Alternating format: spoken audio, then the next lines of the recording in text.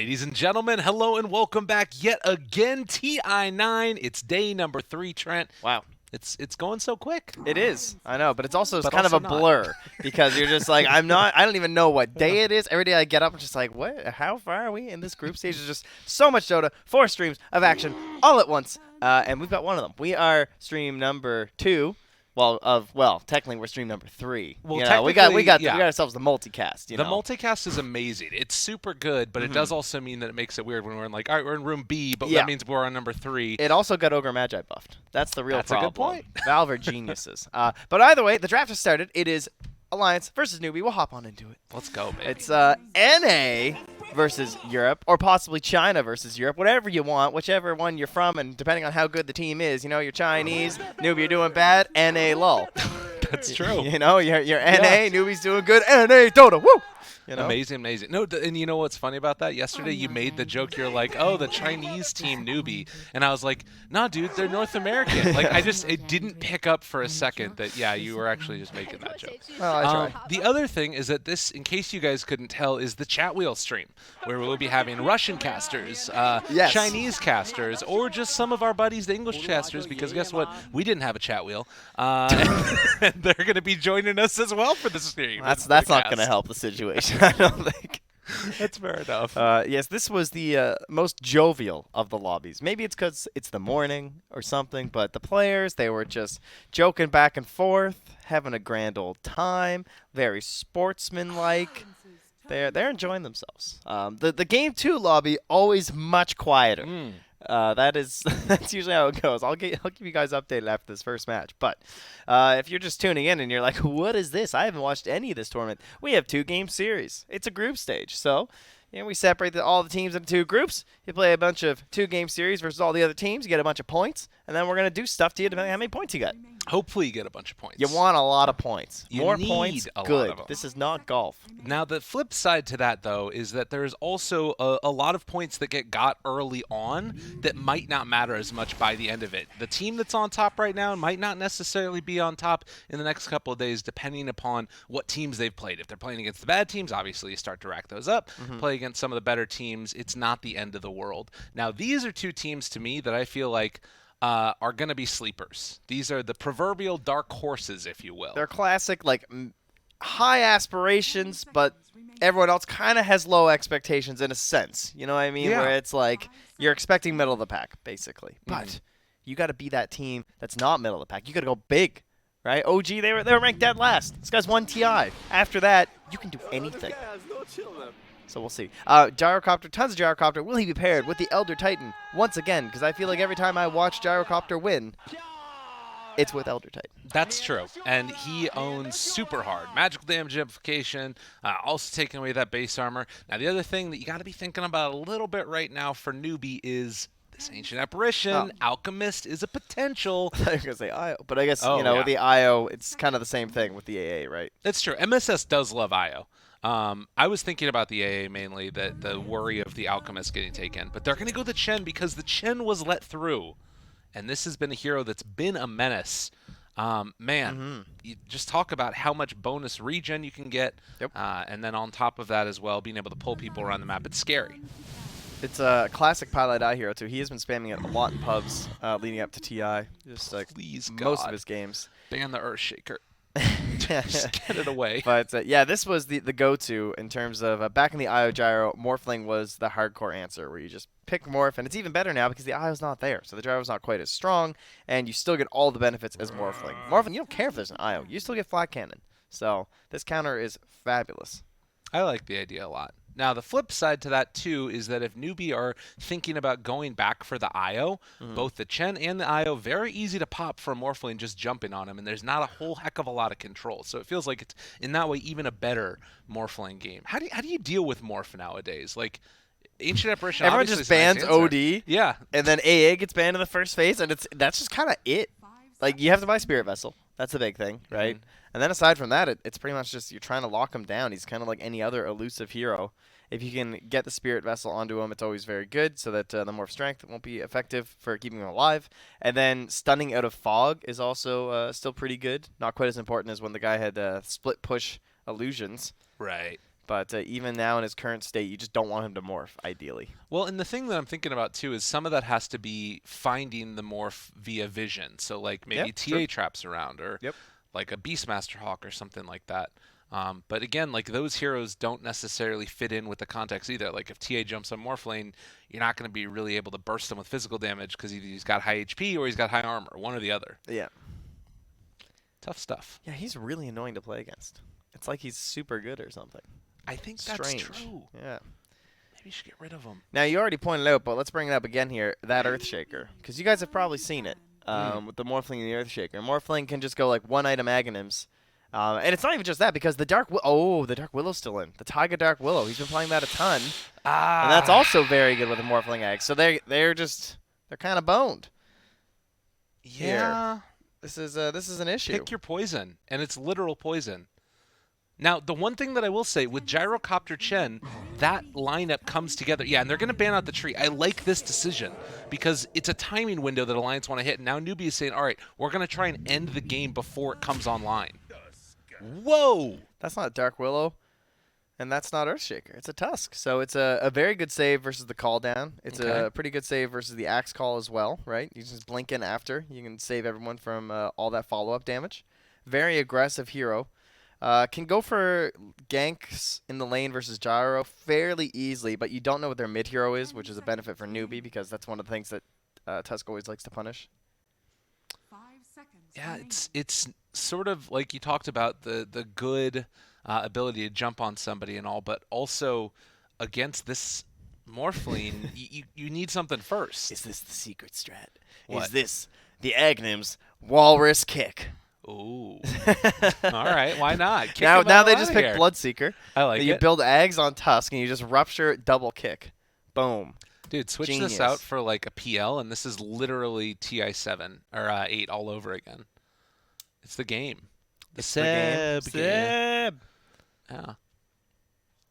But I don't know. To me, this feels like it's maybe Alliance trying to match the early tempo that Newbie is bringing to him. Because it feels like this Newbie draft is like aggro. Get up there, start taking down buildings super quick. It was Genespris, I believe, in the Southeast Asian qualifiers, where they had the Axe was cutting in the jungle, right? With the Chen. And then they basically just like cut. Oh, and they also did it with Naga too. Yeah, with the Naga. But basically, you can either send the creep or send the Chen, and instead of it just being like Axe all alone cutting these off lanes, you can have a little bit of assistance with you. It's going to be really nice for turning the tables. But AA is super good against creep cutting. I actually think that AA and Bane are two of the best heroes when you're trying to play that style, because AA's new changed chilling touch is just way better. It's just so much damage. Constant harass, it has really long range. And it's hard to deal with someone like Axe, so I'm curious how Newbie are going to make this work. They do, at least if Chen is nearby, get the bonus regen off of the tangos and everything else working for Axe. So That's true. That's a way to make the sort of regen war more into your favor. Rubik. So instant lift versus Morph is okay. Yeah. Not really great steals here, frankly. Yeah, it's true. Snowball is nice if you can get it, but it's hard to get it. Yeah, most things from Tusk are actually pretty okay, I want to say. It's like they're okay, but they're not great. Like they're not stunt, they're not Fisher, they're not Ice Path. They're not the best things. They're not Burrow Strike, so that's great. They got that. I think this is the idea of the Aghanims that they want to use it with. Isn't that interesting that Boxy doesn't want his Shaker there? Yeah. Because we were talking about how they didn't take the Shaker as the 4, because that's how most teams do it, but Alliance are so used to playing that Boxy 4. So that must just show that Newbie were prepared for that in terms of like the lane. And if you think about Earthshaker, like he's an okay laner. Right. He tends to have to like block the wave and kind of hold it back and everything. But oftentimes you kind of get free from versus the Axe, but you can make that matchup happen. But then you have to lane it as a tri-lane versus the Gyro. Well, an Axe is going to be creep cutting no matter what anyways. But yeah, like you said, it's the same type of situation where you would get free farm then on a Shaker. That is interesting. I think they could dive the Shaker more easily than they could dive the Sand King. But like, let's say this ends up being a try-v-try. I think Alliance will be a little upset with that. Because Sand King wants to be contesting people, right? Yes. He doesn't want to be just like farming the hard camp and the lane. It's just like he wants to actually do stuff. Whereas like if he ends up just doing that and it could have been Shaker, that would be pretty disappointing. But there's obviously going to be a good reason why they went for the Sand King. So I mean, see how Morphling, Bo2 does. the Aghanims combo there too is also quite good. You know.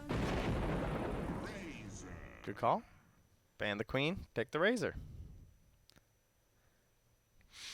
All right, so newbies draft, they have some really good team fight, it feels like. Sort of weirdish supports. Both of them have staffs. I don't know how I feel about that. And then last pick, what do they need? Well, the Mirana and the queen are banned. Because Mirana just gets banned now. And those are the go-to heroes in the mid lane to try and deal with the Link. 5 seconds remaining. You could try something a little faster, like the gyro mid, but I'm pretty sure it's just going to be a classic one there. Okay. So what do you got, CCNC? Okay, they will. So they will take the blink of the AM. But I think that means that it's going to be gyro mid and AM. Oh, no, yeah, so gyro mid and then AM off lane. Or safe lane, rather. Not the AM offlane? Not the AM offlane. Oh, okay, sorry. I mean, they might try and swap it up and, like, you know. I mean, it is Radiant side. They Exactly. could actually play it on the offlane. It's not that bad with the Just you wait. the way the lane I'm works. going to look like a god. Now, I love the cosmetic here from UR as well. It's the see no evil, taste no evil anti-mage set. And hear no evil. He's got no ears either. He's just, I don't know how he plays Dota. It's all by feel, you know? Apparently. I'm more about that snaking life. Oof. Don't tempt me. Look at it.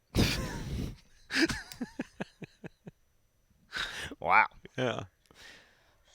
But interesting start to this game as far as the drafts are concerned. In Anti-Mage, I haven't really felt amazing about this hero so far in this tournament. It's been a little bit hit or miss. I feel like we get a lot of Morphling Animage games still, even though with all the changes to Morphling, with not needing mana to morph anymore, it's kind of it's odd. It used to be this like amazing counter where you couldn't play Morphling versus the Animage, but now it still has a lot of benefits. But in this game, there's no good mana void target, really. There's not like some giant mana pool that you can target, Right. which is a little disappointing.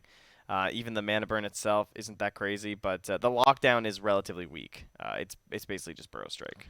Now, one thing that's kind of interesting about this as we hop into the game, I think a lot of teams are taking the AM as like an answer to Sand King, where you have the counter spell against the Burrow Strike. It's quite nice. And also, there's a nice little interaction that goes in there, where if you are able to counter spell the Snowball, Anti-Mage hops inside the Snowball himself, and he can actually pull people in to save his own team and then blink away. It's really weird, but kind of cool. All right, let's play some Dota. That's my favorite. It encapsulates everything about Dota. Let's play some Dota. Everything else, you know, this draft takes forever. Instantly at tipping UR, the Alliance. Wow. Okay. Apparently that's a that's strat. what they like. I don't know if UR is super tiltable. I feel like he's been playing He super is well not, this dude. tournament. The guy's been growing out his hair. Yeah. You know, he's got the bun going on now. He is zen. All right, you look at UR, I see zen. The guy's chill. He's just rocking the flip-flops everywhere, right? Everyone else has got their sick branded shoes and everything, hitting up the Gucci, and he's just like walking with the people, you know? I like it. He feels like a sort of, I don't know, the character of a yogi or something. The man, the myth, the legend, Mr. UR. Ooh, Snake King gonna head up top. See if he can maybe sneak away this rune here. Insania already just dropping the Alliance on the faces. Man, there's going to be so much chat wheel spam. What? So, in terms of playing Tusk, though, one of the best supports to have with you is the AA. That is one great thing here, because it's really easy to get cold feet when you have the ice shards. It's like simple, right? Yeah. You just throw the cold feet on them while the snowball's going. He stuns them. You ice shard them. It's basically impossible to get out of the range of the cold feet. And even if you do, it means you probably had to run right into the enemy tower. Right. So it's a problem. No, definitely. Well, and even early on here, like taking a look at tag team damage with the Chilling Touch, like this is a scary lane for Snake King. Could very easily be first blood here. Well, I was wondering how they're going to try and make this work with like Pile I Die too, and like who's going to try and grab the creep wave, because that's what Taiga's doing, right? Because he's saying like, all right, someone has to be grabbing this creep wave for this axe, or like he has to be there. Dude, they mind gamed him? Did they mind game him? No. Okay, Snake King is running around. I thought that they were going to try and mind game him. Well, they kind of have. He has to run for the wave. He has no option. Shards used early on. Not the biggest deal in the world as MSS shows up as well and trading a lot of hits with that Orb of Venom. Gotta be careful. Tusk is nothing to trifle with early on here. It does show you, though, like, just those stats early on. Like, the additional armor on the axe versus that AA and everything. Yeah. Like, he had, like, the +2 from the tower for a little bit there as well. It's just some good stuff. Or, sorry, not the tower. It was the basket. That makes way more sense. I was wondering why it was trading so much better for a second. Foxy, in the meantime, pulls the creep wave over to the side here. They are still doing the not cutting since they don't quite have level 2 yet on Snake King. Yeah, he just came here to suicide, All right. essentially. He had to try and run the... Oh, nice! Wow. They've managed to get the kill first. Wow, Snake King gets saved by Yawar as they bring down Boxy first. And AM is getting an Orb of Venom. Gonna have that brought out to himself. Yeah, this was the carry play for a while, and everyone kind of stopped doing it after one of the more recent patches. Because it's just a lot of value to harass somebody. And you try and secure yourself a 1v1, essentially, and then still have an edge over your opponent, and then try and free up Pilot Eye a bit. Pi does not have any detection right now. So need to be bringing some of that out. Looks like they do have some on the courier. There's a DD rune that's spawned up top. We haven't talked about the mid lane that much yet, but Quakefo will pick that one up, securing a nice start to this lane, I would imagine. Yeah, he's got 320 movement speed, though, on CC&C, so it's hard to, like, fully punish. You can see he's getting, like, 50 out of the link, so nothing bad, but that's only, like 4 seconds or so. Yeah. Yeah, it happens real quick. Is MSS in trouble, or is Mickey in trouble? Taking a lot of damage. The lift, the walk away, and they turn now into tag instead, so... Looks like Mickey is fine, can just sort of constantly abuse the bringing HP down low and then tangoing it up afterwards. It's the normal Morphling things. As Insane is going to get some punches underneath the tower, and Snake King finds himself another wave here. It's pretty depressing watching CC&C try and last under tower with 25 damage. Yeah. Not a whole lot you can do when the guy's got 100 and is just denying.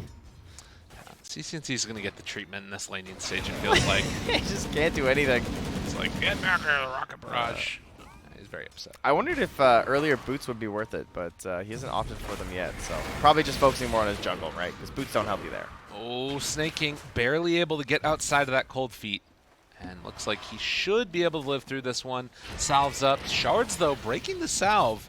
Should be enough to keep Snake King alive, although Insane does have another hit there from the Chilling Touch. And Mickey moving into position, finds the kill. So the salve not saving him, and, well, kind of wasted. Well, as expected, Axe is having problems. Yeah. Like, the AA is so good, the Tusk is very mobile, and can initiate from such a far distance that, I mean, I'm not surprised by this. So I'm very much wondering why newbie feel like this is necessary. Especially because the Sand King was there, as too, right? Am I crazy? The Sand King? Yeah, because they went Axe and then Tusk and then, yeah. Yeah. Then the Rubik and then the Sand King. Yeah, it's just like a lot of teams would have just taken Sand King, I think, and tried to like play the lane more straight up rather than a lot of this pulling stuff. So they're more focused on, I guess, like the long-term initiation because it's also a Lincoln's Breaker, which is really good versus Morphling. Or not Lincoln's Breaker, rather, but Lincoln's Ignorer with the call. Right. Well, yeah. That's what I'm talking about, though. The lane is definitely not the place that this is meant to be strong, as we can see Snake King get taken down yet again. Yeah. The shards is just like, it's over, dude. Like, it's true. You're not getting away from that. Oh, down bottom, though. Boxy out of mana, just getting walked on by Yawar. And this works now. And the other thing, too, is that was a TP used. Does look like, as far as bounty runes go, should be... Yeah. Look at this, though, is that with the Morphling, you've got... they have almost the exact same last hits, and you got 400 more gold on the Animage because of these kills. Oh, that was sick. Because it was First Blood, even though they're both 2-0. They denied the bounty rune with the illusion of Boxy. Oh, that's good. Yeah. CC backing up. Nice scan here from the Radiants, yeah, as they are going to try and protect CC&C here. Oh, they have abandoned the off lane. Yeah. Always a good sign. Yeah, man, this is tough. This is really, really tough for Snake King here. He has 14 last hits, only level 3. Compare that to Boxy, who's basically in the same position. Mid? Ah! They went for the dive. Ah! Good scan. All right. All MSS did was Fade Bolt, by the way. Yeah? Like, he didn't even get like a telekinesis or anything off there. They were still able to turn that, so clearly Alliance didn't quite have the right maneuver there. Yeah. That Gyros is able to put all that damage right back onto you. Well, and that's the like type of rotation too that's kind of devastating, honestly. Yeah, and definitely, because you're supposed to be trying to take advantage of the fact that, guys, we have a safe laner who can just sit here and farm the wave. Yeah. We should just be able to go win another lane right now with our 2 support players. And it doesn't happen. And not only does it not happen, but now CCNC is sort of back in the game. Like, still a level behind Quakefa. Down bottom, Boxy's on the run. Yeah, this is looking really rough. You know, we're talking about how rough of a time Axe is having, but look at how bad Boxy's doing right now. Yeah. 0-3-0, level 3, and you know he can head back to do some jungling, but I remember Snakey's made this rotation. I remember PVD once said on the panel, bottom lane, which was kind of struggling, but now that Gyro got first blood, he's somewhat caught up to the tide. And the reason his lane is so hard is that, again, it's the support, right? It's Alina bullying the Maiden and bullying him at the same time, so full on free farm for Chalice in the meantime. The Maiden actually had to walk all the way back to base too. Yeah. But every time these Light Striker Rays continue to hit over on Nico, someone's going to bring him some life. Oh, hey, Courier. What perfect timing. Up towards the top. Arme dropping low KP. He's actually rotating in at the moment. So he'll go for the Malphite stun over to X-Nova with a level 2 convergence. The damage output. Grimstroke's going to tick out. And Arme starting to feel the pressure. Some of the greatest ways, like Enigmas, like coming in early and actually doing something. Not just sitting inside the jungle farming up. Getting involved in the game and not just... He even has a Ring of Bassi, so that's really useful when he is in the lane together with Omni Knight. There's that little bit of extra mana regen helps quite a bit. Now he has Maiden Aura and Bassi. You see his mana regen is up to about 3. It looks like KP might be dancing, okay. And switching back to the jungle. Yeah, Bounty runes. 5-minute ones they're playing for. Arme's doing as much damage to Ninja Ragey Boogie's Potato dead. at the moment as, well, yeah, goodbye Boogie. Super dead. But Nico, it snuck past and got a rune. This could actually end up almost costing him his life. Okay, it's fine. We'll go back to the shrine. End up being a 2-2 trade. Yeah.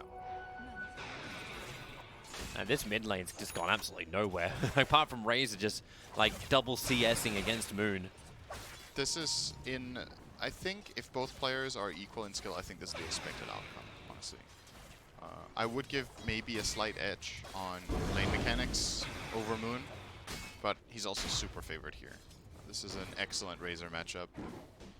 And sometimes when people counterpick, they look very much at, okay, how do we beat this guy in lane, which is one aspect, but it's also about how good are you against him in the game. Light Strike's going to miss, Nico will run away here.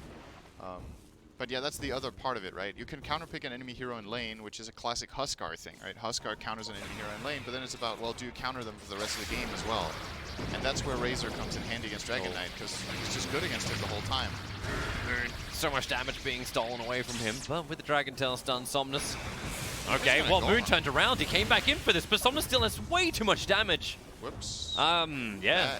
That ain't good. And now Somnus is going to grab the regen rune up on top, so everything expended will be regained. I'm not a mid lane expert, Toby, but I do want to say that was a mistake. I think that was not what you wanted to do there. Nah. And that's bad news, because he died to the Siege Creep wave, and he had Dragon Form running. So now there is a possible power play here. Either Razor can do what he's doing right now, which is go top and find a fight there, or he could keep putting pressure on mid. Now this should be reported by the Dragon Knight, because, you know, Razor just killed him. And Ragey Potato's been doing this for the last 2 minutes, sitting behind the tower, so he's dead. No way to survive this, just sticks up that so much damage again being stolen. 2-2-4. So 2 kills in the span of 30, 45 seconds I love for the that Razor. line. I love that kill line from Razor. I don't know if does it play the same kill line for everyone in the game, or is it individual client? Did he say he zapped your ass on your client too? Well, Or was it- you, oh, yeah, remember, I'm you're hearing yours. you're getting my audio. That's true. I'm hearing yours, so that's bad. So True. yes, he did Yes, you say heard that that. in my client. Yeah, but the question still stands. I'm actually not sure if everybody hears the same sounds in the game. Maybe they. I think they do. It should be triggered the same way. Because most of those lines are actually triggered right because of the interaction between the heroes, like specific ones. Yeah, but there's sometimes they have, like that one for example is just generic. That is Razor kills a hero that he does not have a specific kill line for, right? So maybe it would select from, you know, 5 or 10 different ones. I'm not sure. Hey, well, It was one of the good ones, though. we can just walk out the door, ask a couple of people from Valve, and they'll be like, yeah, They'll this be is the like- way this works. They'll be like, did probably discover a bug then. Like, oh, it works like that? We didn't know for 7 years. Smart from KP. Using his conversions to scout the high ground. Moon, Oh, however, not is again, not not where again. he wants to be. Another Static Link Dragon comes Form. in, but with the Storm Bolt, he's got no way to walk away, and this is why the Razor pickup is just so good. Moon can't do anything. Razor is 4,000 net worth 8 minutes into this game, and the closest to him is actually the DK at 2.5k. Moon's game is... If you It's- die on your first 2 Dragon Forms with barely hitting the tower, Dragon Knight is very, very sad. Yeah, they've done He is almost no very damage sad. to that tier 1. That's the one redeeming factor the hero has when it loses its lane, is that you can at least rotate to the mid lane and start getting the tower. But if you die on the first 2 Dragon Forms, on his 3rd one, the Razor's gonna be so strong that if he's there, there's no way. Razor would probably beat Dragon Knight +1, 1-on-2 in any fight right now. I don't see who could come and gank there. Oh, and in fact, Razor's looking for his own fight down on bottom lane. Spotted on a ward though. Yep. But there's so many dire observe wards up on top lane that X-Nova, he can just be a little bit more defensive. Level 3 strokes up, so getting rid of conversions is pretty fast too. They got But the tower, tier 1 though. tower is still going to die. That's good. At least something going Mineski's way so far. That's the first really good thing to happen for them in this game, apart from the first blood. And it actually comes from the Omni Knight lane. Yeah. I think you might need to try to keep this ball rolling. In a lot of Enigma games, you would advise the team to just play a little slow, wait for Enigma's timing, farm up. But... Oh, fall down. Finding Yeah. some good space. The thing is, if they don't put more pressure with this Enigma and maybe rotate mid and start hitting this tower with the Dragon Form, Moon's game is going to feel bad still. They're going to bring Omni Knight bottom to protect the gyro. Bounty runes are coming up. He's going to get zoned off. Yeah, they definitely can't fight Somnus. He is way too big. for But 2. it's still, yeah, KP going to grab both the bounty runes up on top. FY, on the back of a hate, someone's going to frostbite him and hold him there for the moment, but Ninja Boogie, so much straight up damage, and Somnus, you know, this movement speed, 371, even without the phase, but it's 401 with him. That Crystal Crystal Maiden's not Maiden. running away. 319 with boots. Yay! That's the CM for you. That is CM. Well, here's your 3rd Dragon Form from Moon. Able to get some damage into this mid tower. Rage Potato has to sit behind him and support him. The bottom tier 1 tower has been taken by LGD in the meantime. But while that's happening, KP is still adding more pressure up towards the top lane. I actually like this split more than what I suggested. I think this is really good. Putting the Omni Knight mid with the Dragon Knight to protect him and hit the tower. Instead of bringing Eidolons and Enigma to do the extra damage, I think the protection has more value. And you, like you said, you let Enigma do the split push top and get more farm toward the key item that could bring them back in the game. Yep. I think this is a really nice choice. Now Dragon Form's expired, so they didn't get the full tower, but on the 4th Dragon Form, surely they will get it if Omni Knight sticks around for another minute and a half. KP's pressure on the top lane is keeping Ame up here. Yeah. So he's either having to farm the jungle, which is underneath Radiant Vision. And if he moves off that, then Moon will also see it. Omni, he's fast. He's really fast. He's really fast on Omni when he activates phase boots. 450 move speed, thereabout. Something to keep in mind about these phase boots on Razor, right? How much worse they are on ranged heroes compared to melee. They only give 10% move speed on ranged heroes and 22 on the melee heroes. Omni Knight gets way more value when he activates them. If phase boots were as good on ranged heroes as they are on melee, they would be an item, let me tell you. They would be an item. Hey, They also give less damage. Tell Not so much.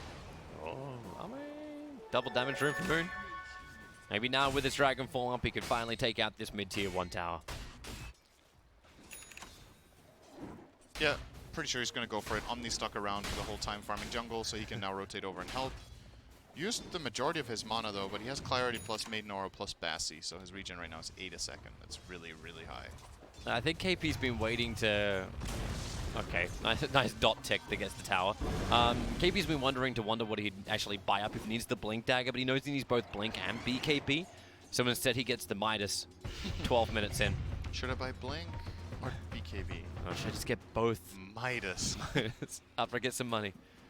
Unfortunately, he's farmed up all these camps, so there's no efficiency for him. It's just... Minus the creep wave. Yeah. He's gonna wait though, it looks like. Can I just say, I think Midas efficiency is overrated, by the way. Oh, Chalice left It's him like, a wolf. sometimes people panic and they're like, I have to use Midas, it's ready. But in the grand scheme of things, if you think about it, 5 or 10 seconds difference is almost nothing. Like, it's so little, but there's this like obsession in the Dota scene with, oh, let's try to use Midas non-stop so I can be as efficient as possible. And of course it's nice, but if you put yourself at risk of dying, or you're like obsessed with using it instantly instead of waiting 5 seconds for a better creep to spawn, you're shooting yourself in the foot, basically. Like, the value of it isn't that ridiculous. Tide top. Gonna get Malefist and Black Hole, actually. Pull him in and the call down everything they possibly got to kill him before the Ravage can come out. And Charles will get it off with the Bond charges. He'll still end up dying, but a board time for the rest of LGD to move over, and Gyrocopter's TP out. No! The stroke from Nova. It reaches in time, and Ninjabuki has no TP scroll available, so he has to go bush. And just hide. That is not what Mineski were definitely looking for. They committed everything they had to kill that Tidehunter, and he still tanked through long enough he got scanned out to get the Ravage, and See got ya. him. But hey, is buying efficiency for Moon's Midas now? He did a pretty damn good job of recovery. Like, LGD's 3 cores were so far ahead, and now he's actually in the 3rd position, nibbling on Razor's heals for net worth. Razor's been moving around, and Dragon Knight took the mid tower, which gave him a lot of extra gold. And like you said, he's had 1 Midas usage too, so that's a bit of extra gold too. And then suddenly you're kind of back in the game. It's the downside of the LGD lineup. Like, you really don't force towers down. Like, once Sven's got a lot more damage, then maybe it can happen. But they're also keeping tabs on him farming into the Radiant Obs. These 2 deep wards from Mineski gave them so much information about LGD's farm pattern. Yeah, you got to keep in mind, while Dragon Knight is recovering, this is a totally free Sven game. He has 10 CS per minute right now, and yeah, again. Who wants this? Put Moon towards the front lines. It's all for the bounty room. Reggie Potatoes are making a move for it. He won't get it. Moon gushed up as Somnus steals all the damage in the world with the extra slows. Moon just being body blocked by Charles, and this will buy time for Somnus to close the distance. And they'll find the kill, and nice actually Ragey Potato too. The stroke from X-Nova puts the silence on him, so Omni Knight, no way to heal, no way to grace, no way to do anything. And right now, LGD are 10k gold ahead, more or less, in terms of... Oh, not true. Yeah. They're 7k gold ahead. Because Midas is kind of a dead item, right? But there's 1 on each team, so we can only count 1 surplus. In terms of what it gives for what it costs, it's, you know, compared to other items, it's just not as good, right? 40 attack speed for those 2k gold. You could have aura or, you know, a damage item or whatever. Stats, drums. With these 2 Midases, in terms of just raw teamfight power, an Enigma Midas does literally nothing instead of a mech that he could have bought instead. So you're making this commitment to go late, but it also means if you try for these rune fights, you just don't have so much in the tank. Your Dragon Knight is weak. He has attack speed, but he doesn't have the tankiness he could have from another item. And, well, that just means when you go to that rune and there's Razor, you're like, oh shit, and then you get run down and die. So yeah, it's like you just don't want to fight until you actually get the item after Midas. and despite the Midases, just look at the Sven. Like, yeah, nothing is stopping Arme, and they haven't. There's been no way. Like, you've watched it, but you can't stop it. The stacking of the jungle, 9.1k gold, 16 minutes in. this is kind of the farm you would see in a relatively bad Alchemist game, which means it's really good. Let's try and turn it around with a weird-ass analogy. That took too long to Quelling Blade that Sentry Ward. Arme's looking towards mid. That's going to help his CS. Takes out every single conversion that KP had, and now, well, he just goodbye. Blinks away. And LGD definitely looking to take that tier 1 tower in mid. Blink Dagger up on the Tidehunter, TPing in towards mid, so they are going to take this fight. Still no item over on Moon. Still no Aghanim Scepter on the Gyrocopter. And Enigma still short of the Blink Dagger. Mineski need to hold this tower. It's good that they're early with multiple heroes just in case, and that they protect it.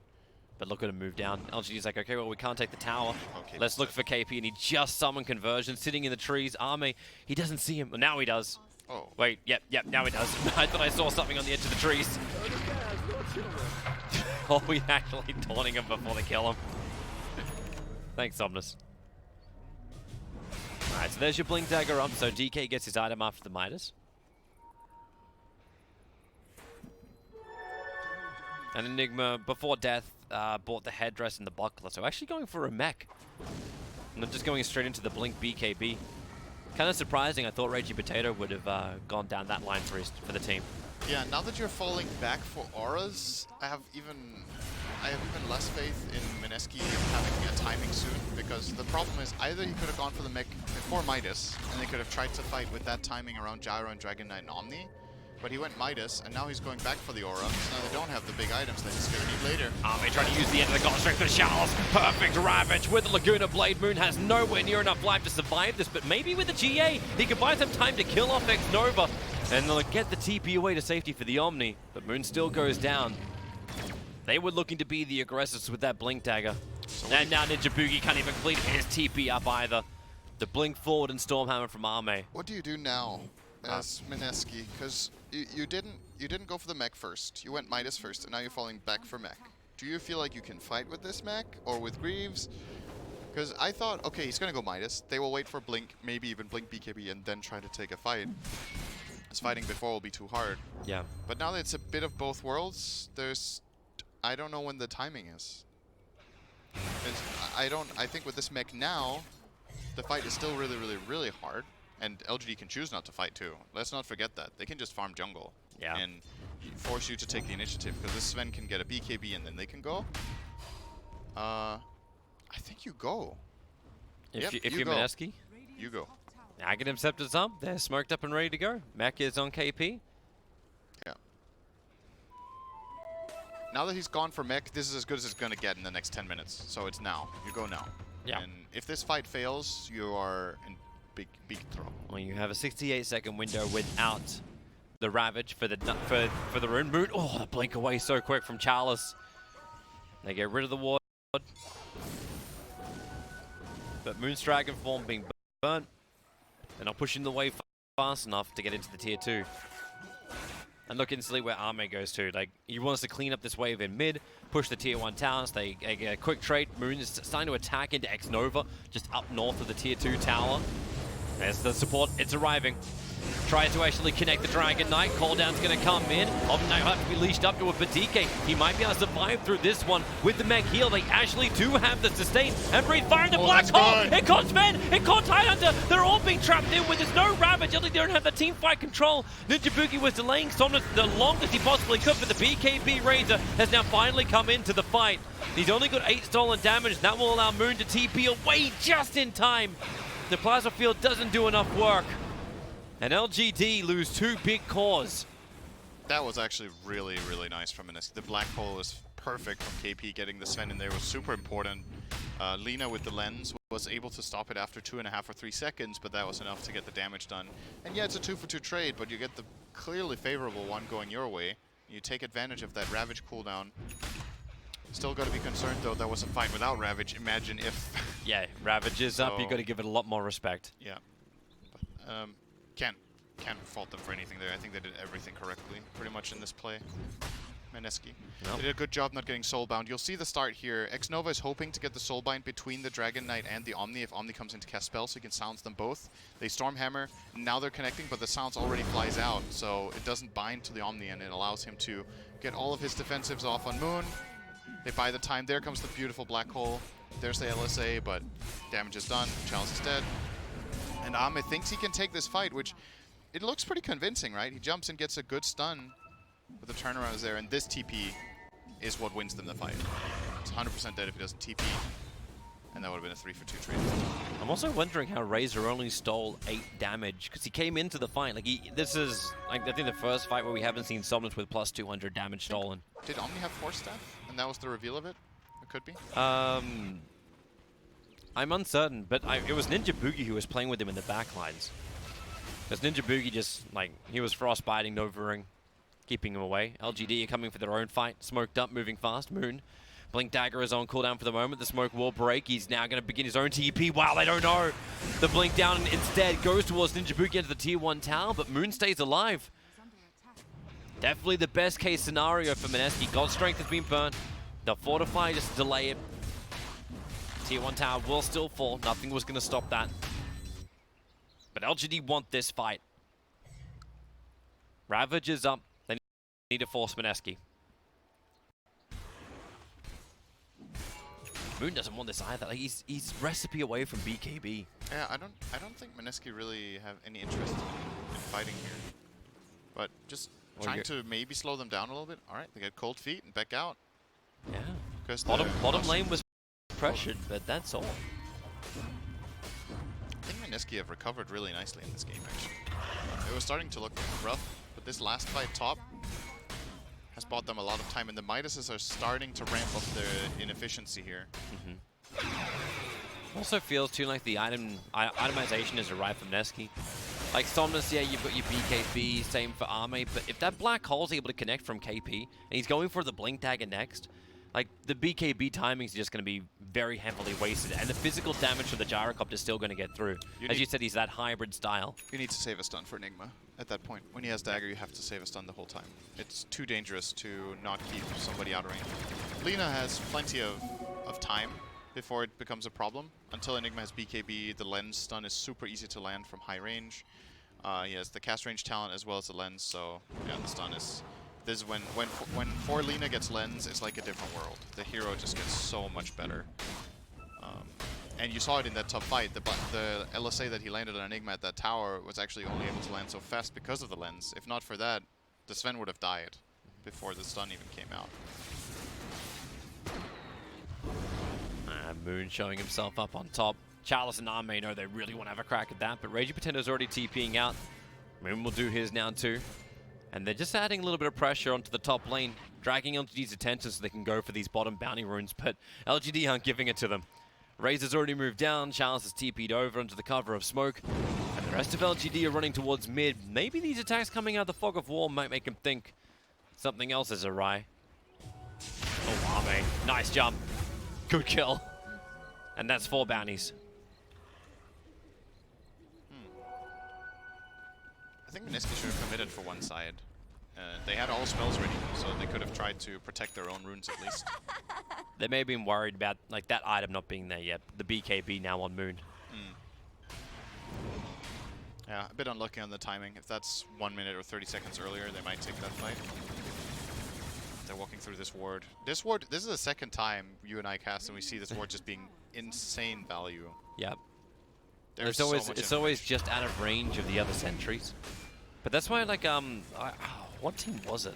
And they always started playing the sentry in the middle of these trees. That way you're able to see over on the side and that side. Not sure. Yeah, I can't remember which team it was. I think it was on day 2. So anyway, KP's got Blink Dagger. He's just looking at Somnus on the bottom lane. Can't do much about it because he's got no teammates near him.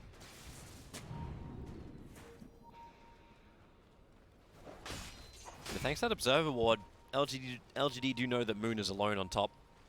I'm just wondering what Mineski's objective is. Like, as he said, like LGD can just slow this down. They could just farm up on their side of the jungle. Ravage is up, so Mineski feel intimidated by this. And now Sven's gonna build himself up an Orchid, so he's got an answer as well to this no BKB Enigma. And he's got a really good answer to Omni Knight. This is a great item to go for here. I like the Bloodthorn with the Orchid first. Sometimes you'll see Sven's go Crystallis first. But I think there's so much coming his way by getting the Orchid. Tier 2 towers dropping real fast. FY will TP down to the bottom lane to defend it. But if Mineski don't fight this, LGD can just keep, well, taking tower after tower. There's only one remaining out of tower now. But Mineski want to fight bottom lane. They're looking for FY in the trees. The Light Strike Array will reveal his position. Moon would have to go for a blind blink to make that work, but Ame's also TP'd in, and they look elsewhere. They look to X-Nova. Stun comes out nice and quick. They can at least get rid of that Soulbind and silence. X-Nova gets around the tree lines, got the Inkswell to protect him, while Sven down in the bottom river. They catch out Nico, and then the follow Light Strike Array onto the Omni Knight. KP knows he can blink Black Hole for heroes, but it won't matter because there's no follow-up from the rest of his team. Very heavily split. Mineski looking for fights on both the north and the south. It just got completely outmaneuvered. They maybe also got caught by surprise by this Lina Ags. There's so much burst damage blowing up this gyrocopter. Of course, when you get ravaged, there's not so much you can do about that. A whole lot you can do about that, you guys. There goes the tower. And Sun LG with a really big win. 2 core kills, tower. Re-establishing full map control. And then they can just move towards Roshan if they want to. Maybe a little risky while Ravage is down, but... Yeah, their lineup doesn't kill Rosh very easily without God Strength.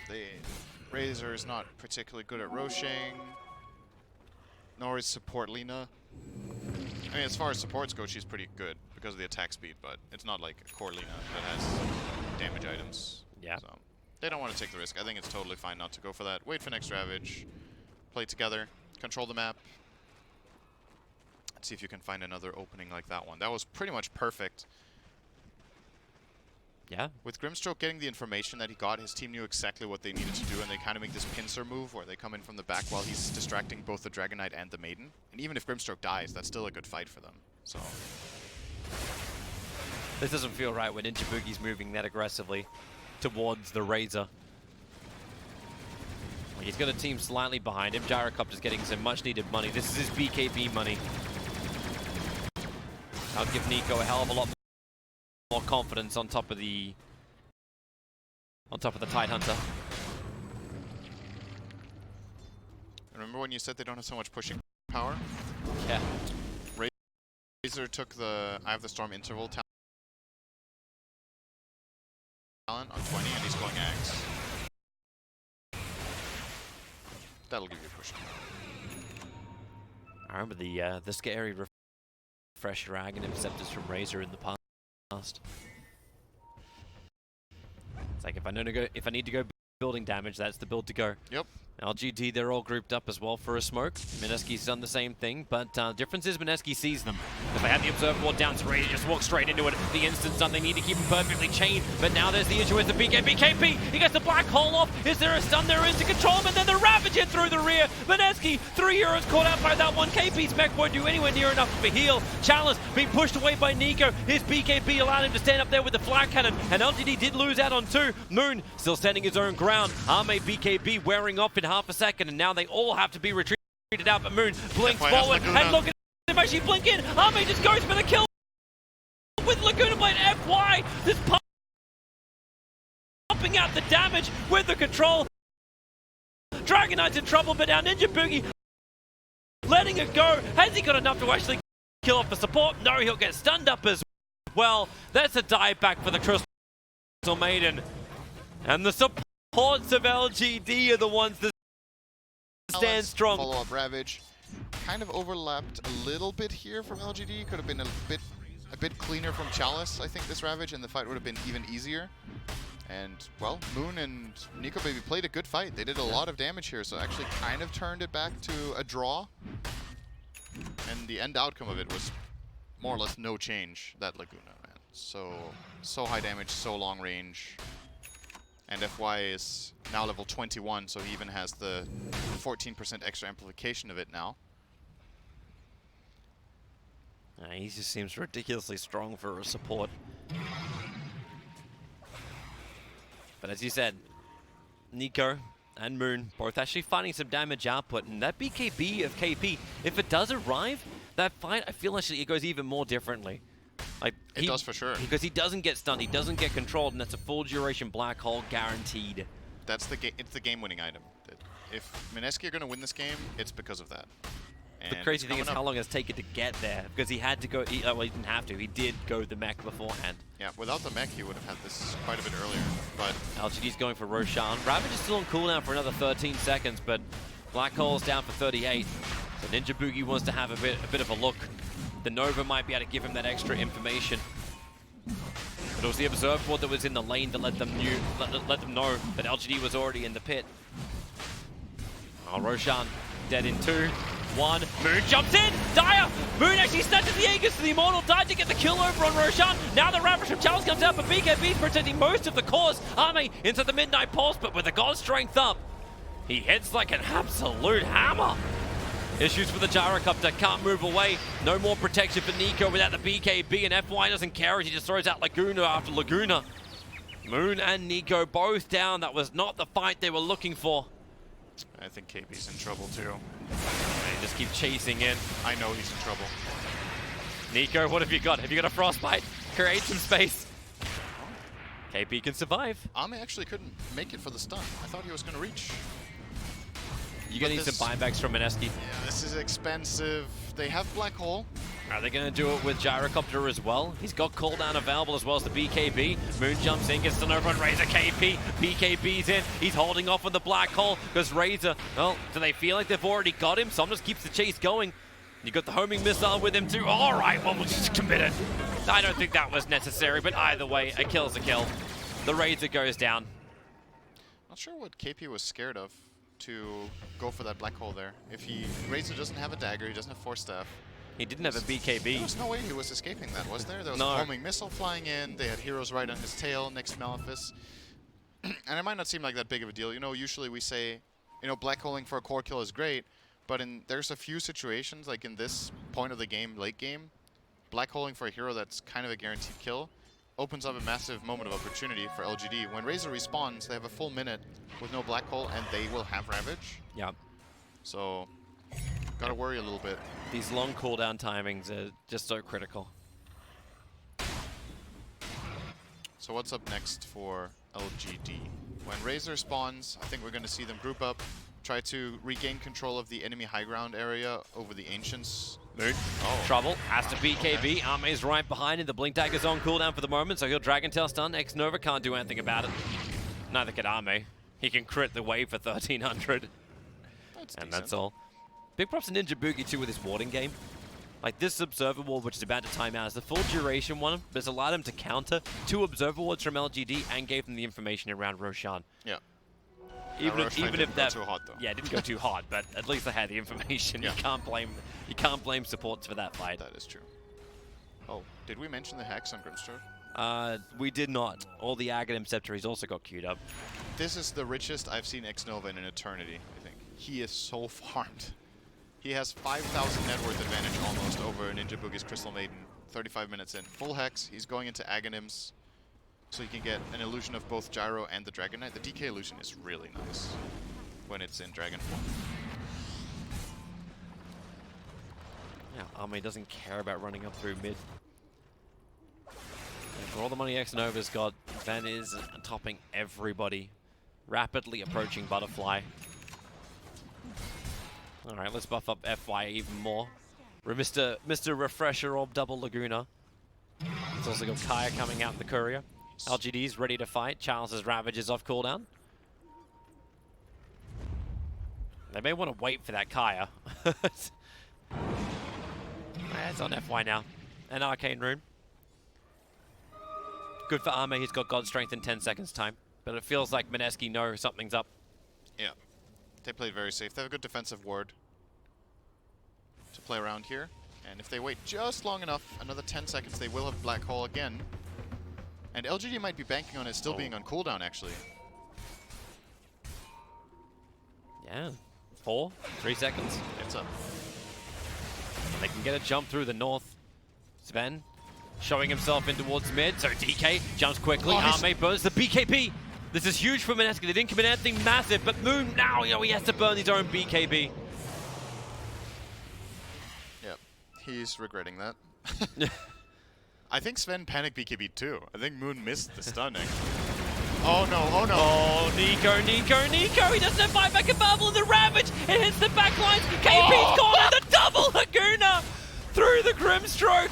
You didn't even need to refresher for that one. And that may actually be the game. 100 seconds without the Gyrocopter. LGD want to end it right now. This is beyond escalated quickly. This has just been an explosive moment. Moon jumps in. He's going after the Razor. The Blink BKB Black Hole from KP is looking good, but he's going to kill him. But no, FY! There's your pop damage. GG is called. FY supports a real thing with that Lina. It's so satisfying. Double Laguna with Axe, and it's so satisfying to watch. Like, the first one, you see it coming, you see the soulbind, you're like, oh no. Oh no, oh no, oh no. Yeah. And then the second one comes straight after because, yeah, hey, we talked about it being a counter to the Enigma BKB, right, in the end, and it did happen once. Yeah. He didn't really need it to kill him there, but it looked cool. But it just feels like it would have been great. We like the BKB black hole still can't be interrupted, but you bought that much time for FY to actually be that big a factor. I'm wondering, like, where was the push meant to come from Mineski? Or is it just because Moon got trashed in mid? Like, 2 dragon forms, minimal damage onto the tower. Sven was never under any kind of threat. They were, the tempo of the game was pretty bad for Mineski for a good 15 minutes, and then they kind of picked it up again, but like you said, the Sven had a total free game. The Lina ends up, I think, was it 12-1 and 11? Yeah, 12-1 and 11. And, like, the thing is, if you're playing against a team of LGD's caliber and all 3 cores are happy and both supports are also farming, it's kind of like one of the things Secret have been getting praised for all season is that the whole range of heroes all can manage to get a good game and get the items that they need. And this game, it happened for LGD, which don't usually see Xnova getting that farmed. He was super rich too. Yeah. And in a way, it makes a lot of sense, right? Because the enemy team's going 2 Midases and just farming. So, of course, you're going to be wave clearing and getting your stuff, too. And if you're making the successful kills, well, guess what? You're ramping up harder than the enemy team. I really like this game from LG. I love the draft, and I think they played super well. Yeah, they really seem to make the most of the map. Like we had yesterday, everyone, like, walking over the top of each other trying to farm up inside the jungle, but there was too many cores for it. Now the supports had all the lanes. Yeah. The cores had the jungle, and there was still a good amount of kills. Like, it's 34 kills in 37 minutes going the way of LGD. This is a super legit support duo for many reasons, actually. Yeah. Grimstroke and Lina both have really good wave clear, like you said, so they can take lanes and the cores can go jungle, and you can maximize the farm. There's Soulbind, Laguna Blade. There is the fact that Grimstroke brings the silence that Lina doesn't have. So there's some matchups where Lina doesn't like it too much because the stun can be a bit difficult to land. You just throw in the silence and the hero that Lina can't deal with, you fight around it. So. And then you just need someone else that has a stun. Guess what? That was Sven this game. Yeah. So, super good draft, super well-rounded, and they crushed the lanes. So. Well, let's see how game 2 goes. We'll have a short break. We'll come back and see if Mineski can find themselves an answer and find that nice paced, form, well-drafted lineup, something quirky, or else LGD will 2-0 this.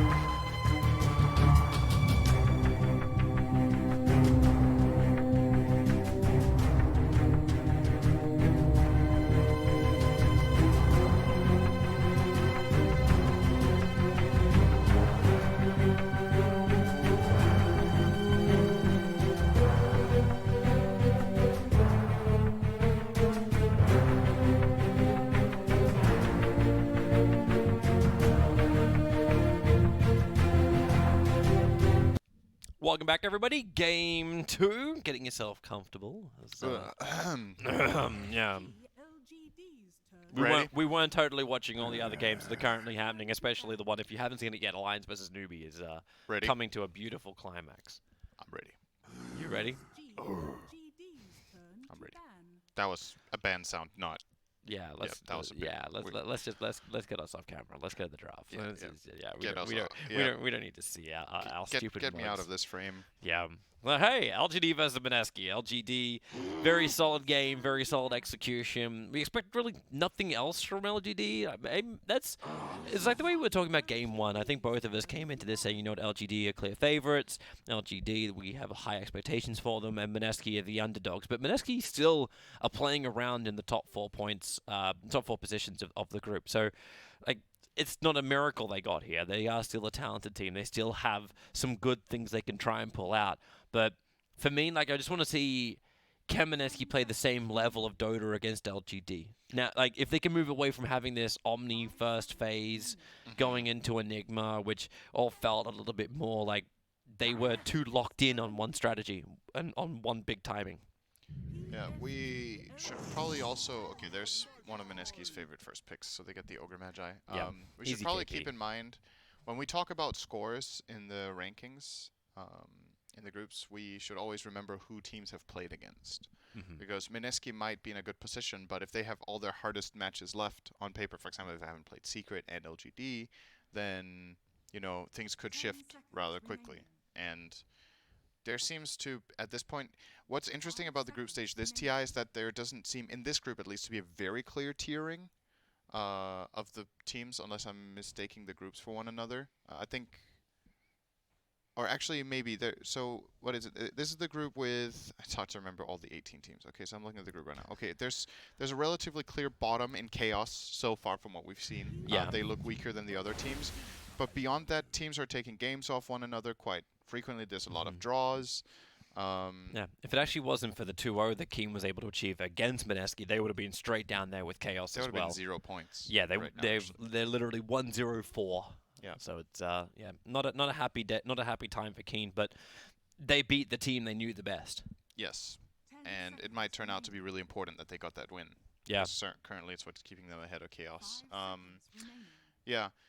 Mineski, I still think, have to play Secret. I don't think they've faced them yet, as far as I can remember. So Mineski's remaining games, they have to play Alliance. They're playing Newbie later today, and they've got a game against the LGD now, and yeah, Team Secret's still in their list as well. They've got some hard games left. Yeah. Well, LGD have Alliance, Mineski, and also Secret left over. So there's a lot of... The top 3 will likely be decided within the next 4 hours in Yes. this group. Yes, More than likely. definitely. So every single win is huge for either of these two teams. And LGD they just looked better in game 1. They outclassed them. I think their draft was better. I think they played better mechanically individually. They played better lanes. So Mineski need to step it up and do something different. And this is, I think, a much better opener, in my opinion. The Ogre into Grimstroke gives them good options for good support combo in team fights with the Soulbind, making Ogre that much stronger. You have much better laning than before, and you can build around having this Grimstroke now into the second phase, so find something that's synergy with Soulbind. I kind of like Doom as a concept in this game. He's good against Tidehunter. You can get the double Soulbind Doom off. And that's a hero we haven't seen too much, but I think KP does play it. KP definitely does play a Doom. And anything which is able to farm in a 3 position, you know KP will play it. But he'll probably be on the Ogre. Like, Mineski have really gone for that, and that's also just these cheap combinations that they're able to run with just the Grimstroke abilities and then Ogre multicasting out. So that makes a little bit more sense. Yeah. And now we could probably welcome everybody who's coming over from the Alliance newbie game. Unbelievable. Yeah, that. How many Mega Creep losses are we going to have this tournament? It's actually insane. I can't believe it. Yeah, just so we can get this off our chest, because we were watching it closely. I was worried about my fantasy points as one. But we were watching Alliance versus Newbie in the break, and Newbie was down Megas and managed to push back. They got 2 Rapiers at the end of that on the Gyrocopter as well as on Anti-mage. Anti-Mage. Yeah. To finish that game. Absolutely crazy. But yeah, Crazy. that's our 5th time I think now. The team's been down megas and then pushed back. It's been a lot of times, and we're in Crazy. day 3. This is day 3 of TI. Like, the reason this is so crazy is that I'm trying to think back to other TIs, and I feel like this is almost the sum of every TI until now in Mega Creep comebacks. They used to be so rare. Now we've had like 4 or 5. But why are they In one happening? TI. Why are they happening? Yep, you tell me. I can't tell you. I'm not an analyst. I- I'm just the guy that gets hyped to plays. This one should not have happened. Out of all of the ones that wait, happened, wait, I know why it happened. It's because Alliance was playing in I mean, the game. you're not wrong. But out of all of the ones that happened, I think this is the one that should have happened the least. Anyway, back into yeah. this game. Okay, so now we could focus on what we've got Yeah, in and front of us. this is a very classic LGD thing. They ran it yesterday as well. The Tide plus Gyro, super strong team fight. They group up. They have this very strong mid game, and they are not scared of going late game. Like this pick here, I think it's very solid lifestealer game. Good against the Tide Hunter, good against the Gyrocopter, and Rubik also not too bad against him. You cast Rage, you can ignore whatever spell Rubik has and go in, unless he has like BKB piercing spells such as Soulbind, Stolen. I'm and wondering what Grind. actually what LGD gets in return. I always remember like Banes would always be grabbed against the Lifestealer just to mess with him, but you can't do that against the Grimstroke, and you can't do that against the Ogre. Like You it's could. Yeah, I don't think you'll ever get a Fiend Script off. It's possible if the Grimstroke Silence is used. It also doesn't have the highest cast range in the game. It's pretty good, but it's not like playing against Silencer or something like this. Yeah, no instant disable on you. I mean, they might consider. I just don't think Bane is that good right now. I think there's better, higher impact heroes in most scenarios, but here it is a possibility, absolutely. Especially the reason I'm more sold on it is because there you go. Hey, It's because it's I was actually gonna say like I'm thinking you're right. The Bane's not a great hero right now because if you look at his win rate and pick rate, he's been picked 5 times and he has a 0% win rate. This is now his 6th time, and he'll have to look for some kind of victory. But the reason I like it here is that it's Ex Nova. I think this is his single best hero, and if he has a good core to play it against, he can make it work. It's not only about the Fiend Script being good against Lifesteal. You also have the Nightmare against these against the Silence of Grimstroke. It removes it, I do believe, because it makes the target invulnerable. I think Nightmare takes off the Grimstroke Silence. Pretty sure. Would it? Pretty sure. I'm not 100% on this, but I think it might take it off. I think the only things that remove Grimstroke Silence are invulnerability and invisibility. That's why when you Yules yourself, you remove the Grimstroke Silence from yourself too. So I think if you get I think Nightmare does. We might see it happen this game. Yeah, just keep an eye out for it. We'll confirm it or Not not. 100% on this, but I have a pretty good feeling about it. There is one thing that's 100%. Wind Ranger. Picked 4 times. 100% win rate so far. 100% win rate. 100% win rate on Wind Ranger. 100% wind rate. Okay, so what are we gonna see? Ember banned out last by LGD. Wondering if that's a clue for what they're gonna go for their other core. The Ember is really annoying to play against for. Wait, they're actually thinking Ember? I'm thinking that's like a Moon Wind Ranger here, and that's an Ogre for KP. Wind Ranger can be multiple things, so they don't really know, right? It could be a position 3. support. It could be even 4 for.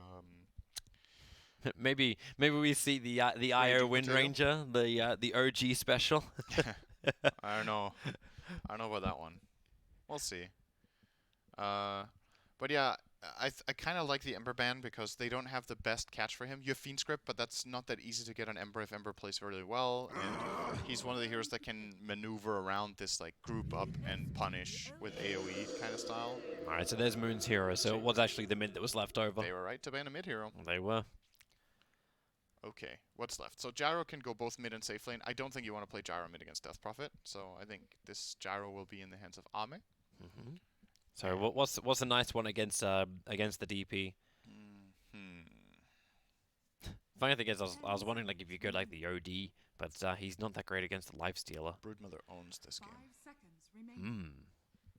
It's really good. But I think it's the second time you've asked if a Chinese team actually plays a Broodmother. I would even better this game. When was the last time you saw maybe play Brood? Not that long ago, actually. I think he has played it this year. Okay. A couple of times even, maybe. Maybe. Yeah, maybe. Or I think it's Somnus. the best pick. But they, it's again, do they like it? Is this how their team wants to play? If it's not, you can easily get something else, right? Well, it's gonna be Terrorblade. So it is a mid gyro still. Okay. So they'll pick the Terrorblade. Good against Lifestealer. It was what Liquid tried to do against who was it they were facing when they played the Terrorblade yesterday? Oh, come on, brain. Was it actually Mineski? No, it was the Lotus Orb reflect. That was Mineski. Bug. Wasn't that Raging Potato playing the Mirana? And the Ogre was KP? Right? Right? I remember Miracle getting the I think bounce that- back on the Terrorblade. I think the Thunder. Lifestealer in that game was Nico Big. I'm pretty sure it was Mineski that they played that game against. I remember watching a Liquid Terrorblade. Yes. That happened, and Yes, that that's with good a enough. bounce back. That's Lotus. already good enough for you. Yeah, let's just go for that Good, one. That's good. great. Yeah, we remember one game out of something. He played Terrorblade against Lifestealer, and they picked it largely for that reason. And it was against the exact same core duo, as a matter of fact. It was against Lifestealer and the Death Prophet. So LGD have the same read that this is a good pick against it. They will end up putting the gyro mid for this reason, and I don't think that's a favored matchup for maybe for once. I think Death Prophet should have a slight edge in this match. Matchup in mid. So perhaps this time around, Mineski can get off to a slightly better start in lanes, and this time they have more play potential, it feels like. So. Who ended up picking the Wind Ranger? Support. Raging Potato? Potato. Yeah, that's what I thought they were going to do. So Ogre is played by KP. Yes, it is. Okay. Yeah. I like it. I think these are the best ways they can distribute the heroes in this game. For battle. Yeah, it feels nice. Everyone feels like they're on very much comfort style heroes as well. Like Moon is a very easy to execute Death Prophet for him in mid. Like Ninja Boogie's Grimstroke, up towards top Nico, Baby's Lifestealer, and then they're going to run the dual off-lane with Raging Potato. He always seems to have these quirky supports that get to help in the off-lane. He'll play Wind Ranger working with KP. FY Rubik, I'm just so happy to I actually kind of wait for a game where FY gets to play a Rubik against Phoenix again, just to see if we get to have that great moment once more. X-Nova's Bane, in towards mid for Arme. He won't stay there, though. Oh, maybe he will stay there. Somnus has the gyrocopter, and right now they are just hovering and just, well, spinning on the spot. There are actually so many player-hero combinations in this game. Like favorite heroes or some of their best heroes. Like, in a way, you could argue that LGD are like all 5 players are on one of their 5 best heroes, I think, right now. It does really feel that way. The only one you're a little bit hesitant about is Maybe, because I feel like he has so many other heroes that he's really good at than Gyro as well, and he's not the most picked mid hero, but everybody else, look at the heroes they're playing. Yeah. It's like The battle begins. very much comfort zone. So it's going to be a 2-2 rune trade out, and Terrorblade will stay up on top. Do you think that icon on my screen looks so much like an SF? It does not look like a Terrorblade. Oh, that kind of looks like Terrorblade. When you see the horns, right? This is the horns that make him stand out. Yeah. Also, that set looks really cool. I think I like the Arcana wings, though, a little bit better. Because it's still an Arcana. There's no Arcana wings. You mean Immortal? Yeah, Does he have Immortal wings? I don't play Terrorblade. Wait, no, he has Arcana wings, It's the right? Arcana equip. It's a chest item, I think. He has the Arcana equip. Oh, now he's running across the map. They got mind gamed. They thought they had the lane they wanted. Hey, they're just really running FY as the real one. That's what's happening here. Mineski were the first ones to identify the lanes and swap them around, and because of that, they get a little bit of a head start here with Nico already sitting in the bottom lane, whereas Terrorblade has to walk all the way, and now he's going to be laning with Tide. Wait. No. He'll the Tide will TP to the top lane Yeah, but to then go they can against just KP. swap. Yeah, they can just TP out. They can just swap again then. Well, the Bane's TPing down the bottom lane. I suppose this is the time to pop, trigger out your Metamorphosis and go for a kill over towards Raging Potato with the Gusher out. Raging Potato, that heavy damage really does arrive. And first blood is spilled with LGD's rotation. I think Tide might stay bottom and they play him as a 4 for a while. and let FY play offlane. Because the reason is, if they start switching the lanes... Okay, never mind. Now there's a play of switching the lanes around. If Mineski really want a different lane matchup, they can do it. The only one who TP'd bottom was Windranger, so they can send the Ogre down here to lane against Terrorblade, if that is what they were trying to avoid with this lane swap. I'm loving this from Ninja Boogie. He's waiting for the perfect line to get the first stun. Shackles up, perfect chain stuns, and X-Nova will die in the bottom lane. So it's all about the kills on the bottom. But it's also all about the Rubik getting so much CS. You've got to be careful as Terrorblade in this lane. It's pretty dangerous. Especially when your Metamorphosis is down, you got nothing that really dissuades Nico from attacking in deeper. It's Terrorblade's biggest nightmare in laning stage is high magic damage heroes. He has high armor but low health, so spells that deal a lot of damage are a big problem. And he's playing against one of the strongest right now, which is Grimstroke. When the Inkswell hits level 2, you see the Stroke of Fate already taking like 15 or 20% off his health when it travels through only one creep. There's the other spell, Power Shot, taking another 20% off him. Gotta be careful. And keep your eyes towards mid. Homing missiles coming in, but FY, he'll have to walk underneath their dire Observer Ward to actually have a crack towards Moon. But maybe they have enough. They have to get away from the creep waves so the full Rocket Barrage connects on Moon. FY picks him up, throws him back down again, and they have the damage. I don't think Moon actually saw him, or else he probably would have run south. But instead he tried to go straight back up to his TPing in Wind Ranger, but it just wasn't fast enough. Maybe it was losing the lane. It was losing the lane pretty hard even, and now they're even. If you get a kill mid and it equalizes the lane, it shows how far behind you were in minute 3. And FY making most of that extra farm he got, because he's gone for the 1-2, so it's really easy to get that fast burst damage, and he's almost got Arcane Boots. Yep, 8 CS from top lane plus that kill. Very nice for him. And Ty just gets to play the top lane against Ogre quite safely too. That's a super easy lane for Tide. Well, they're going open wounds. There's your stroke. Ragey Potato waiting for the right line to get the shackle off, but no one's lining up for it. Yes, I think he's still a little bit worried about what X-Nova can do to him once they put the Nightmare down. Just messing with target selection. Bane is very good against Grimstroke's Inkswell. It's relatively easy to time the Nightmare against the explosion, and that will keep the Terrorblade safe for the majority of this laning stage. Ame just burns his Metamorphosis, trying to get something out of this lane. It's kind of hilarious though when you watch both the supports of Mineski just walk away. Nico still stands right in front of the tier 1 tower, farming up. Like he just doesn't fear anything that comes his way. He can just rage and walk it off. Yep, he's pretty safe down here, but at the same time, if Terrorblade is happy farming, it's kind of the hero you want the gold on a bit more overall. Thought for a moment Ragey Potato was just going to go quickly for the shackle, followed with the Inkswell. You've got so much chain stun that can happen. Nightmare. Yeah, again, yeah, Nightmare.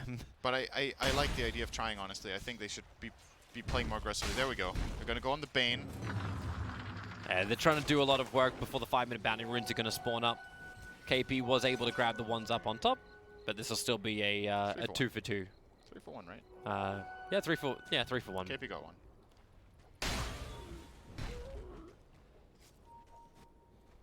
Chalice and KP are pretty much hand in hand on farm. KP's a little bit ahead, mainly because he arrived to the lane a bit earlier, I think. Or because Chalice had to rotate and TP. Yep. He lost a little bit from the bottom lane in the beginning. Chalice still got some decent CS up on top. It's actually kind of hilarious watching the two highest farmed heroes having both FY as well as Chalice in the top lane against KP. They want to go in again in mid. I'm keeping my eye on item drops this time around.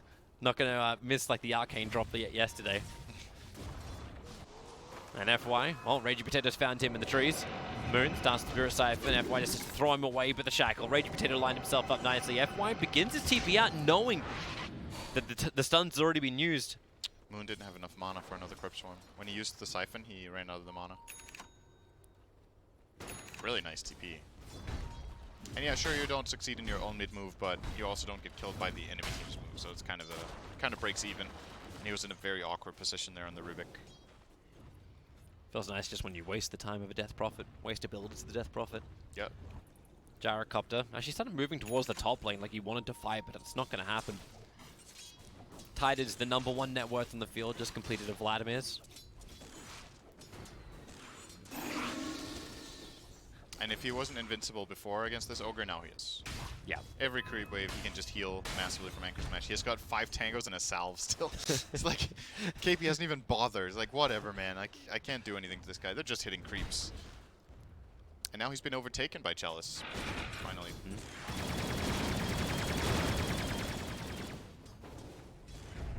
And Ame is having... it's not the funnest game for him. His net worth's not looking too shabby, but when you're forced all the way back into the jungle and you're leaving ex-Nova to battle against Nico... They kind of want that. It's more effective. It's similar to what we talked about in the last game, right? Where it's nice if you have wave-clearing heroes and you can put your cores jungle. This is not the same logic that Bane is not a wave-clear hero. They're going after KP. Homing missiles coming in. FY is going to be right there too. TP support is on the way. And Chalice, he's holding the Ravage. And yeah, in fact, I think at this point, LGD would have loved if that second TP completed. Because then it would have actually been worthwhile just burning the Ravage. But the reason you do this bottom is not because Terrorblade is having an awful time. It's because it's the highest efficiency play, right? You get Bane a lot of experience while Terrorblade can jungle effectively. And even if Bane dies here, this is still... I still think it's the right move to put the Terrorblade in the jungle. And he's going to Nightmare, move back, salve up quickly inside the tree lines. Name's arrived. Even survives. Yeah. No problem. You're right. I don't think Ame will stay here very long. I think he's going to clear some creeps and then go back into the jungle again and let X-Nova take the lane. Because Terrorblade, if you have a free lane bottom, like you get a little more efficiency out of farming the lane than the jungle, but it's not much. But for Bane, this makes a huge difference for his game. If he gets to get solo experience in the safe lane, it's so much nicer than if you're just protecting a Terrorblade who's farming anyway. Like, you're not making that big of a difference for him. And you see Ame is already rotating again. And they're all coming towards mid with Chalice as well. Moon already used the Exorcism to take a lot of the life of the Tier 1 tower in mid. Yep, got a lot out of that. But they won't get their own pushback. So wrapping around through the rear, Somnus and Chalice using that Fog of War. And Ninja Boogie and Moon, they're the closest ones. A quick silence out from Ninja Boogie, but Rocket Barrage was faster from Somnus. Or able to find that kill. And Moon, hey, that's some confidence to throw that Crypt Swarm out when LGD are on the hunt. Ragey Potato's running up the river too. Homing missile will come his way. He's going to go to the Radiant side. Starts his TP out. That's done. Will actually connect. Call down everything that maybe he has just to ensure the kill happens. I think he survives if he instant TPs on the Windrunner instead of running away first. The homing missile catches up to you faster than if you try to TP out.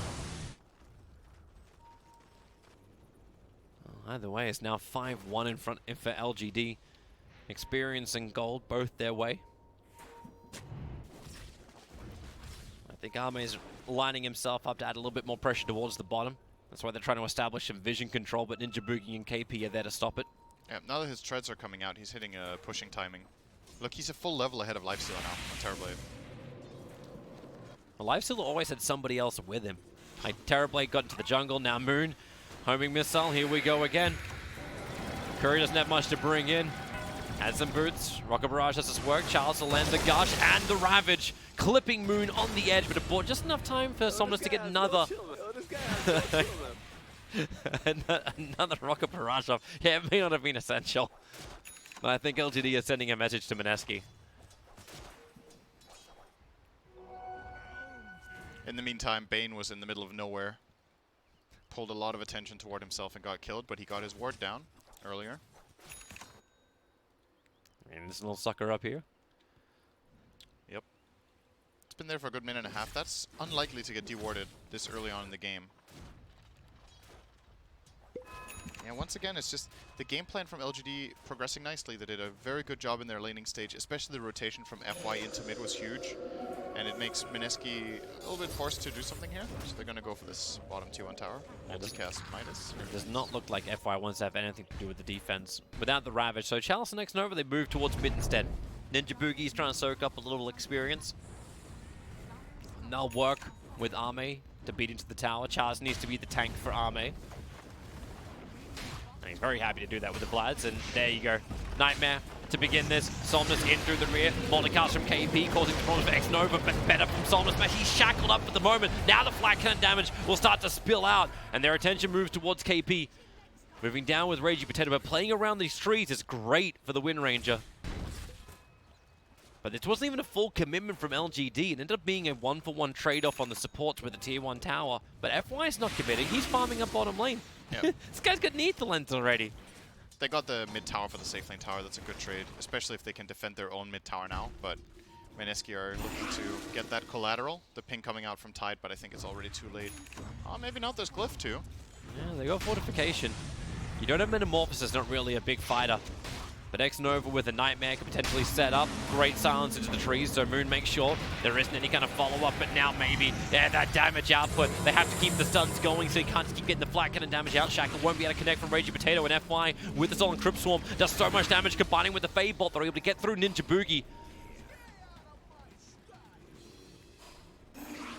No other stuns to keep Mineski in position, and Grimstroke has 3 deaths now. 2 of them in the last minute. And they held the tower. They can deny it if they want LGD, which would be another victory. But they could also hold on to it for its strategic position. Is the primary reason you really want to hold this mid tower over the other towers, is the access point. Feed Has a scripts huge influence available. in the game. Nico has to back up. If he comes anywhere near that Bane, he'll die instantly. But all they see is KP in mid lane.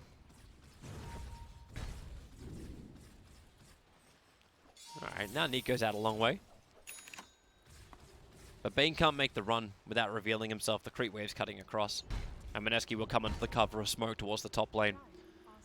And now Charles will find his targets. Moon wants to start. They put out the first silence. This one comes from Ninja Boogie. Just trying to walk it off Charles. And he's able to do so. Break him free. Now is X-Nova, who's in a little bit of trouble. Starts the Nightmare over on Death Prophet, but that just isolates the support to die. One quick multicast, and Ragey Potato is able to also shackle Rubik to complete his TP out on bottom lane. And that's a relatively low impact smoke from Mineski, right? They wanted to get into this jungle and try to find a core kill, but they end up getting only the Bane. Tide gets away, and they don't find the D ward on the big camp that has been placed. There has been a ward placed by the Bane. A very interesting aggressive ward here, by the way. Very unusual one. It sees very little, but also very unlikely to get dewarded. It's outside of the box, so it doesn't block the camp. And normally you cut the tree up on the top and then put the observer ward down, so you get the hillside vision. LGD, smoke up of their own now. FY doesn't have a lot of mana to work with, but he's got enough for a telekinesis. They use the drums, get the pick up, into the call down. Grimstroke and Moon both being caught out inside of this. Ninja Boogie does not have the life to survive, and the homing missile will kill off Moon. And this quick execution from LGD.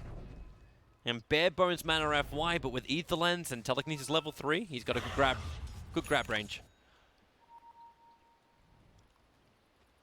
And maybe he's already thinking about bottom, but he's waiting for his homing missile to come off cooldown. He didn't see him. He didn't. Juked around the tree line.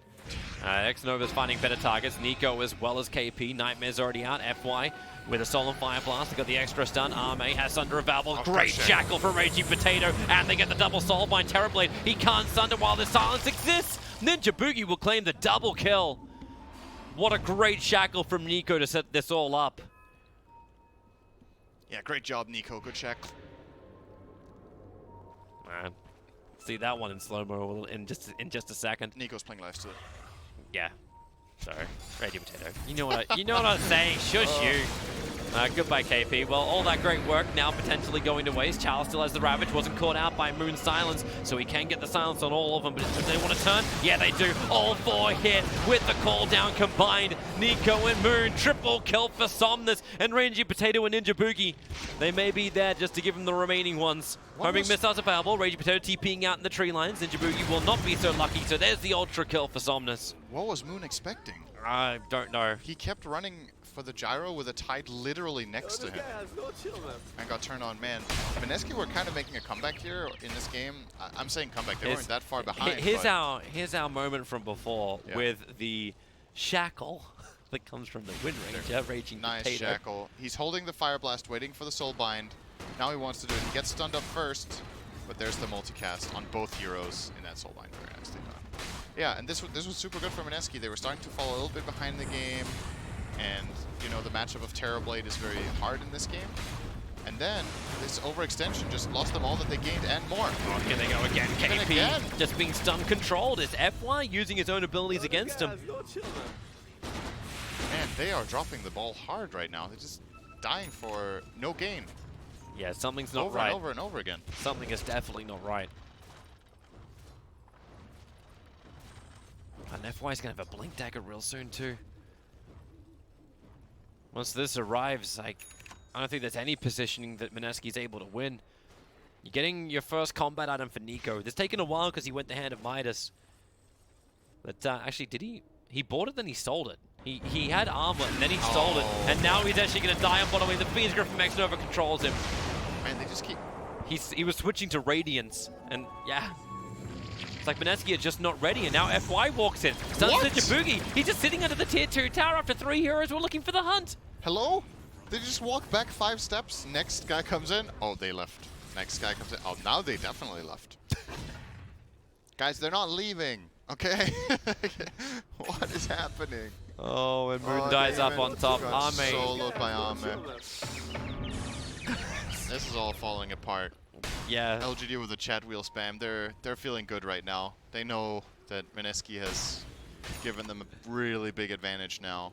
We'll go back into the Armored on lifesteal. It's like, okay, guys, maybe I'm not going to ever get my Radiance. We need to fight right now. He's still got Radiance queued up, though. God, they're just so far behind on all of their heroes. Like your Death Prophet, the one that has to stay alive in the fight. The only upside is actually got a Yule Scepter.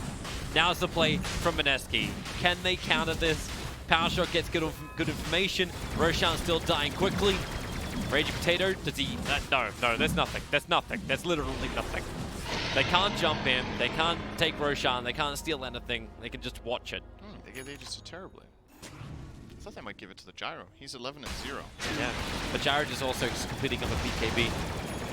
So maybe they feel like he's got a lot more life in him. But then you've got Terrorblade with Manta, 3 Wraith Bands. He's actually closing it on Skadi.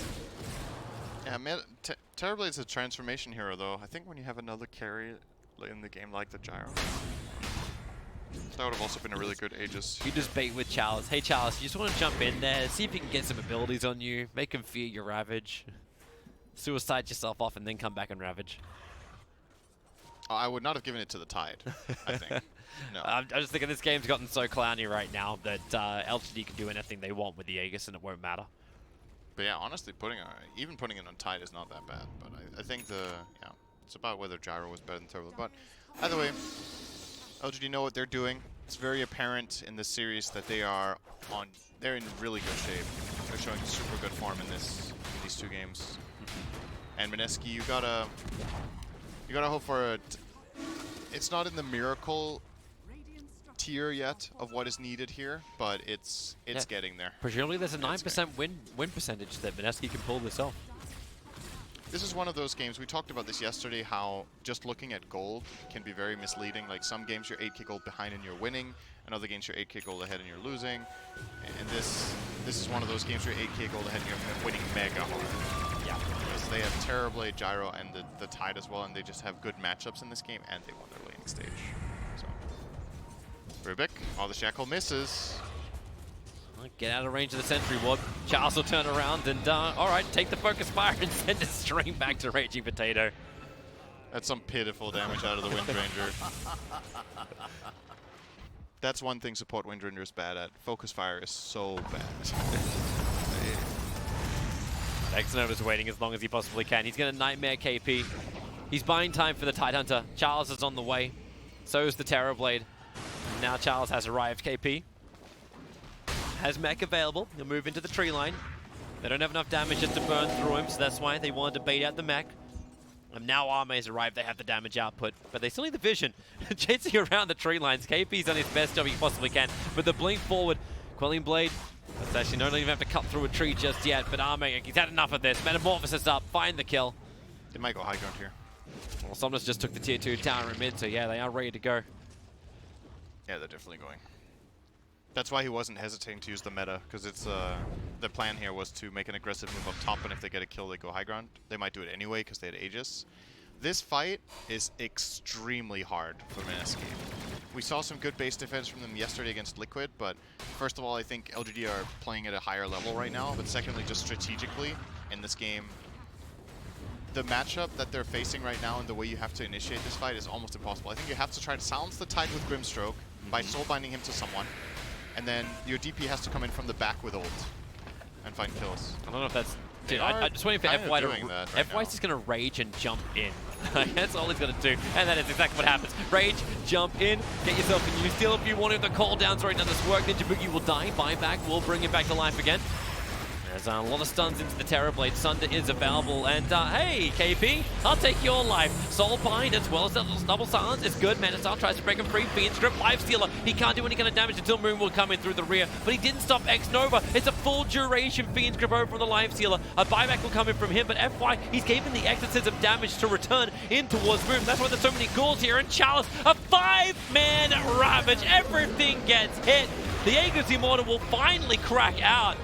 FY, alright, what do you want this time around? Blink in, he's trying to use the Ink Sword to control up Ragey Potato up a little bit further up, able to do so. My god, this game is so totally over. Mineski are being outclassed by LGD. They'll take out KP for 70 seconds, and GG is called. Damn.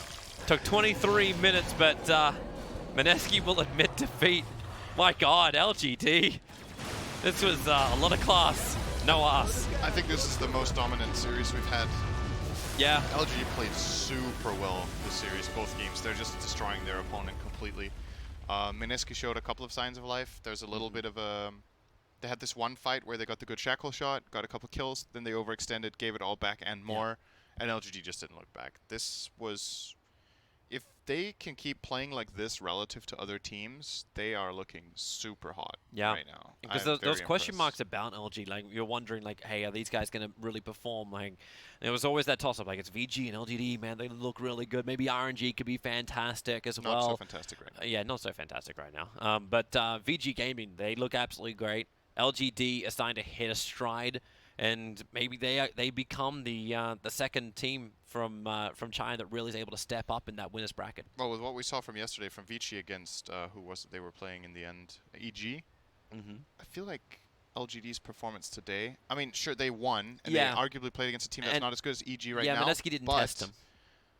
But their execution and the way they drafted and the way they played around each other was really impressive. I think LGD series today, they're in isolation the way they played, and you look at the way VG Gaming played, I liked LGD's gameplay more overall. So if they're if they're getting that steam, getting that momentum going, they're a really scary team and a true contender for the whole tournament. And we'll have more games from LGD later on, but for now, so tonight we'll have a bit of a break. We'll have the TriCast. Lunch! Yeah, we're gonna have some food. Go get food, get hydrated. There's a lot of Dota, and you got to keep your energy up. So we'll see you guys back here on Game 3 on the D stream. Food.